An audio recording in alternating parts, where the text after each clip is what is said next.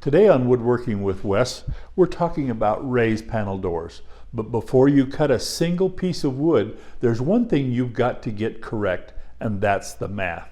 Today I'm going to walk you through step by step, and it's really pretty simple. So if you learn to get it right, you'll be able to do your doors correct the very first time. We're going to start off here by doing the same thing that I would do if I was doing a set of doors. I figure out the size of my door. Let's start off with a door that is 20 inches tall and 15 inches wide. The size of the stiles and rails, these are stiles that go up and down, rails go across. Our stiles and rails are going to be 3 inches wide. So let's start off by listing our stiles. Our stiles, 2 of them, 1 on each side, 3 inches by 20 inches. Those are nice and easy to figure out. Let's go back now and figure out how to do rails and our panel. I'm going to bring another board up here that I've done some drawing on so you can see. This is a cutaway view of the stile and rail where it comes together. Our material is 13/16 thick, and our rail stock is going to have a bead cut in it with a groove that accepts the panel and also accepts the rail top and bottom. Okay, the distance, this is going to be 3 inches wide, but the actual cut that is made for the bead and the groove is 3/8 of an inch. So this would be 3 inches wide, but it includes this 3/8 detail on the end of it, so that your whole stile is 3/8 of an inch, including the cut. Your rail stock, also 3 inches wide, has to have a cut on it that accepts this and locks it together in a stile and rail locking joint. The stile and rail locking joint, you have to add on 3/8 of an inch to the distance. Okay, let me go back to my other board here so I can explain that a little better.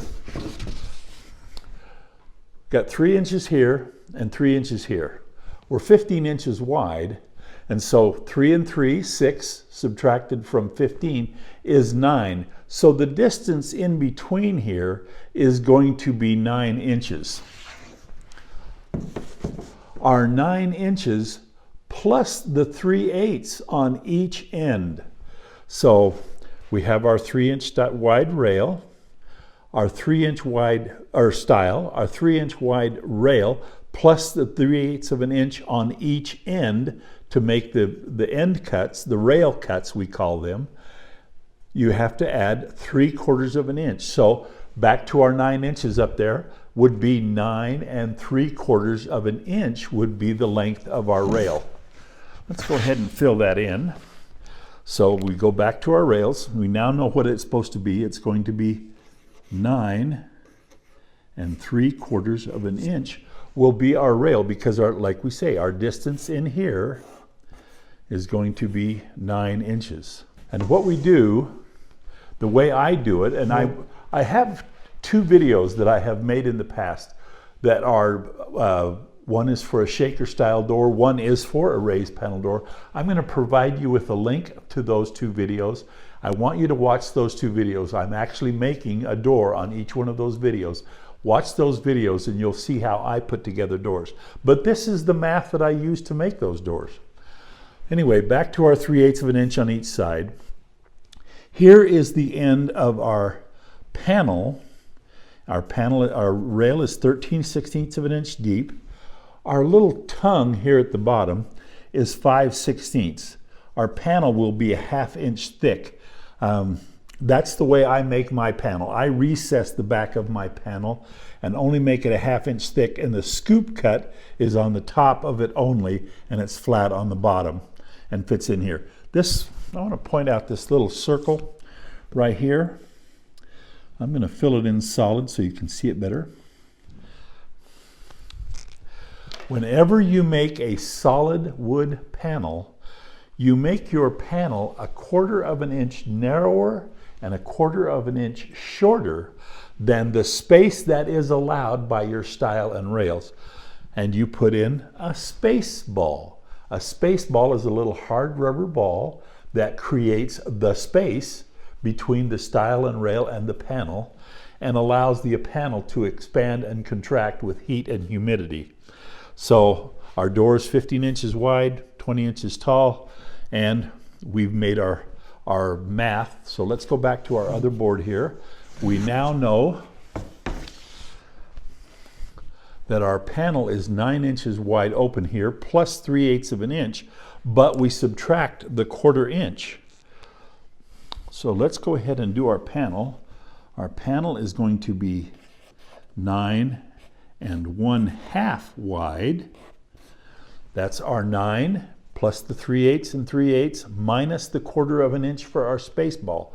So again, like I say, you do your math, 9 plus 1/2 inch. That is the same as subtracting a 1/4 inch from your 9 3/4.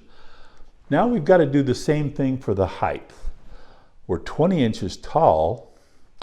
We've got a 3-inch rail, top and bottom. 20 less 6 is going to be 14. And if we add 3/4 of an inch and 3/4 of an inch for the depth of our groove, right there, the depth of our groove, and then minus the 1/4 inch for our space ball, we're 14 plus the 3/4 or 3/8 minus the 1/4 inch, we're going to be 14 1/2. So the size of our panel is going to be 14 1/2. And you do this math the same every time. So no matter what size your door is, your rails will always be the height of your door. Your stiles, excuse me, did I say rails? I'm sorry. The stiles are the height of your door. So your stiles are always going to be however wide you make your house. I always make mine 3 inch, but however wide you make them, 3 inches by 20 inches. And then minus the width of your stile stock gives you the rail size from your overall width. So, okay, 15 inches wide, 3 and 3, that's 6. From 15 is 9. 9 plus 3/8 plus 3/8 gives you the 9 3/4 for your rails, and then you minus the 1/4 inch for your stile or for your panel.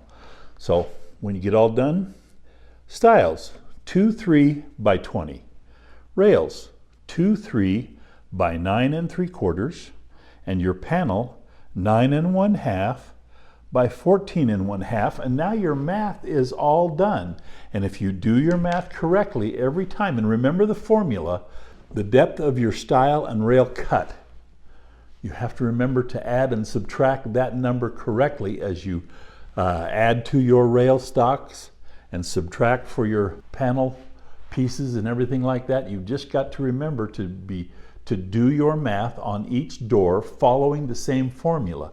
Now some stile and rail cuts are a little different, and you have to make sure what you have, whether it's 3/8 of an inch deep, 1/2 inch deep is not uncommon also. Just make sure that what you have for your stile and rail, and then do your math on every door the same way, and your doors will always end up correctly. It's very simple, not hard to do, but learn your math. And we'll see you next time on Woodworking with Wes.